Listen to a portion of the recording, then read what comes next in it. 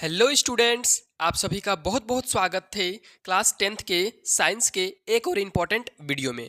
देखिए, अब ये इम्पॉर्टेंट वीडियो नहीं रहा, अब ये महत्वपूर्ण अति महत्वपूर्ण वीडियो हो गया, क्योंकि जितने सारे स्टूडेंट आज 9 फरवरी को एग्जाम दे दिए हैं वे सारे स्टूडेंट जल्दी से इस आंसर को मिला लीजिए। मतलब अपना जो साइंस का टिक मार के आए हैं, आंसर भर के आए हैं, उसको मिला लीजिए। 30 का 30 ऑब्जेक्टिव क्वेश्चन जल्दी से यहाँ पर आप लोग सही सही तरीके से मिला लीजिए। चलिए अब देखते हैं हम लोग पहला क्वेश्चन क्या कहता है। गोली दर्पण के ज्यामितीय केंद्र को क्या कहते हैं? तो इसका सही आंसर हो जाएगा आप लोगों को, इसका आंसर हो जाएगा ध्रुव। ठीक है, ऑप्शन नंबर ए। चलिए अब हम लोग दूसरा क्वेश्चन देखते हैं। दूसरा क्वेश्चन क्या पूछा गया है, दाढ़ी बनाने में कौन सा दर्पण उपयुक्त होता है? तो दाढ़ी बनाने के लिए अवतल दर्पण उपयुक्त होता है, ऑप्शन नंबर सी सही होगा।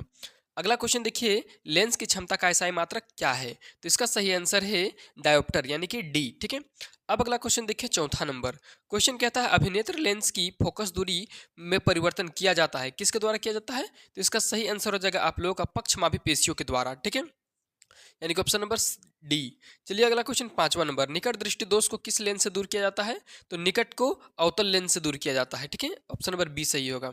अब चलिए अगला क्वेश्चन 6 नंबर, इंद्रधनुष बनने का मुख्य कारण क्या है? तो इसका सही आंसर हो जाएगा वर्ण विक्षेपण यानी कि ऑप्शन नंबर सी। चलिए अब अगला क्वेश्चन हम लोग देखते हैं यहाँ पर क्या पूछा गया है 7वां नंबर में। ठीक है, 6 नंबर तक तो कंप्लीट हुआ, अब देखिए 7वां नंबर क्या कहता है। प्रतिरोध का एसआई मात्रक क्या है? तो इसका सही आंसर होगा ओम। ठीक है, प्रतिरोध का एसआई मात्रक ओम होता है। अब चलिए अगला क्वेश्चन नंबर 8वां नंबर। ठीक है, 1 किलोवाट घंटा बराबर होता है किसके बराबर? तो 3.6 गुने 10 घात 6 जूल के बराबर होता है। ऑप्शन नंबर आपका यहाँ पर 8 नंबर का डी सही आंसर हो जाएगा। चलिए अगला क्वेश्चन देखते हैं 9 नंबर। यहाँ पे 9 नंबर क्वेश्चन कहता है किसी चालक का प्रतिरोध निर्भर करता है, ए में है लंबाई पर, बी में है अनुप्रस्थ काट के क्षेत्रफल पर, और सी में है पदार्थ की प्रकृति पर, और डी नंबर में दिया है इनमें से सभी पर। और यही वाला ऑप्शन आप लोगों का सही आंसर होगा, ऑप्शन नंबर डी। ठीक है, अब अगला क्वेश्चन चलिए 10 नंबर, विद्युत चुंबक बनाने के लिए प्राय किस प्रकार के छड़ का उपयोग किया जाता है? तो इसका सही आंसर हो जाएगा आप लोगों का ऑप्शन नंबर सी, नरम लोहा का। ठीक है, अब चलिए 11 नंबर क्वेश्चन देख लेते हैं क्या पूछा गया है। Z N plus C U S O four arrow then Z N S O four plus C U निम्न में से किस प्रकार की अभिक्रिया का उदाहरण है? तो देखिए यहाँ पर विस्थापन अभिक्रिया हो रहा है, क्योंकि जिंक कम अभिक्रिया ज़्यादा अभिक्रियाशील है कॉपर से, इसलिए कॉपर को विस्थापित कर दे रहा है। तो इसका ऑप्शन नंबर सी आपका सही आंसर हो जाएगा। अब चलिए अगला क्वेश्चन देखते हैं 12 नंबर। क्वेश्चन पूछा है चिप्स की थैली में कौन सी गैस भरी होती है? तो इसका सही आंसर होगा option number B, nitrogen gas. ठीक है, अब अगला क्वेश्चन चलिए 13 नंबर। क्वेश्चन कहता है निम्नलिखित में से किस अभिक्रिया में अवक्षेप का निर्माण होता है? तो इसका सही आंसर हो जाएगा द्विविस्थापन अभिक्रिया, ऑप्शन नंबर सी। ठीक है, अब चलिए हम लोग चलते हैं क्वेश्चन नंबर 14 देखते हैं क्या पूछा गया था। जल की अस्थायी कठोरता को हटाने के लिए किस रसायन का उपयोग किया जाता है? तो इसका सही आंसर हो जाएगा आप लोगों का ऑप्शन नंबर ए, धोने का सोडा का। ठीक है, अब चलिए अगला क्वेश्चन 15 नंबर। 15 नंबर में क्वेश्चन कहता है अम्लों का पीएच मान क्या होता है? तो इसका सही आंसर हो जाएगा आप लोगों का 7 से कम। ठीक है, ऑप्शन नंबर बी यहाँ पर आप लोगों का सही आंसर हो जाएगा। ठीक है, अब देखिए क्वेश्चन नंबर 16 में क्या पूछा गया है। धात्विक ऑक्साइड की प्रकृति कैसी होती है? तो धात्विक ऑक्साइड की प्रकृति क्षारक की होती है, ऑप्शन नंबर बी यहाँ पर आपका सही आंसर हो जाएगा। चलिए उसके बाद अगला क्वेश्चन देखते हैं 17 नंबर, निम्नलिखित में से कौन असंतृप्त हाइड्रोकार्बन है? तो इसका सही आंसर हो जाएगा आप लोगों का C2H4। ठीक है ना, C2H4 जो है 17 नंबर का ऑप्शन नंबर ए सही होगा, ये जो है असंतृप्त हाइड्रोकार्बन है। ठीक है, चलिए अगला क्वेश्चन देखते हैं हम लोग 18 नंबर।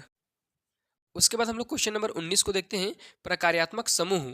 क्या पूछा गया है कि प्रकार्यात्मक समूह एल्कोहल का फॉर्मूला क्या है? यहाँ पर एल्कोहल का फॉर्मूला पूछा गया। ठीक है ना, एल्कोहल को हम का फॉर्मूला क्या होता है? तो इसका सही आंसर हो जाएगा ऑप्शन नंबर बी, OH। ठीक है, अब अगला क्वेश्चन में चलते हैं क्वेश्चन नंबर 23। ठीक है, 23 नंबर में क्वेश्चन यहाँ पर क्या पूछा गया है देख लीजिए कि which is the largest gland in the human body, मतलब मानव शरीर का सबसे बड़ा ग्रंथि क्या है? तो इसका सही आंसर हो जाएगा ऑप्शन नंबर बी, लीवर यानी कि यकृत। ठीक है, अगला क्वेश्चन देखिए 24 नंबर, मस्तिष्क का मुख्य सोचने वाला भाग कौन सा है? तो इसका सही आंसर होगा ऑप्शन नंबर ए, अग्र मस्तिष्क। ठीक है, अब अगला क्वेश्चन देखिए यहाँ पर 25 नंबर, पत्तियों का मुरझाना किस पादप हार्मोन के प्रभाव से होता है?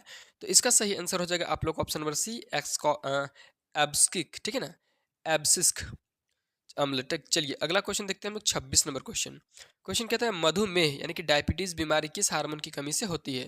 तो इसका सही आंसर हो जाएगा 26 नंबर का ऑप्शन नंबर डी, इंसुलिन की कमी से। ठीक है, अब अगला क्वेश्चन देखिए हम लोग क्वेश्चन नंबर 27 में क्या पूछा गया है, प्लेनेरिया में किस विधि द्वारा जनन होता है?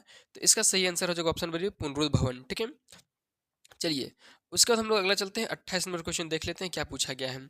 पराग कोश में क्या उपस्थित होते हैं? तो ये परागकण, ठीक है, ऑप्शन नंबर डी आपका सही आंसर हो जाएगा। अब अगला क्वेश्चन चलिए 29 नंबर, ठीक है, 28 हो गया। देखिए यहाँ पर 29 नंबर में क्या पूछा गया है। कहता है मानव में गुणसूत्र की संख्या होती है, कितनी होती है? तो 46 होती है, ठीक है ना, यानी कि 23 जोड़ा यानी कि 46 ठो, ठीक है। 29 हो गया। लास्ट क्वेश्चन देख लीजिए 30 नंबर, प्रकृति में ऊर्जा का मुख्य स्रोत क्या है? तो इसका सही आंसर ऑप्शन नंबर बी सूर्य, ठीक है।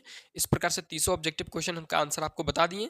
जल्दी से इस वीडियो को शेयर कीजिए और भी आंसर की देखने के लिए चैनल को सब्सक्राइब कीजिए और इंपॉर्टेंट क्वेश्चन का वीडियो देखने के लिए जल्दी से इस चैनल को सब्सक्राइब कर लीजिए।